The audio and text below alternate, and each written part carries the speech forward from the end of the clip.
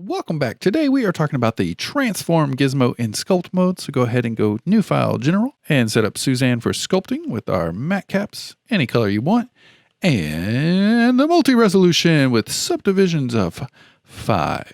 And then we'll swap on over into sculpt mode with control tab down.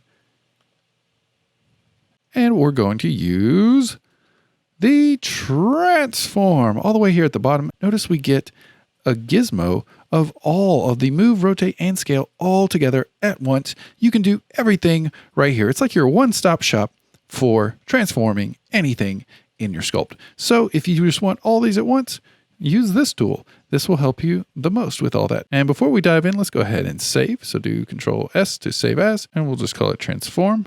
And now if we bring up our mask tool, turn on our symmetry, we can paint. I'm going to increase my size, do Shift F to bring up the intensity, and just paint this little ear right here. And notice we're getting the other one as well. And now we can use our transform tool, which is going to do everything at once. So we can now invert the mask with Control I and rotate the ears that way. Undo, we can rotate them this way. We can move them. And we can grab these little squares here to scale them on any one of these orientations.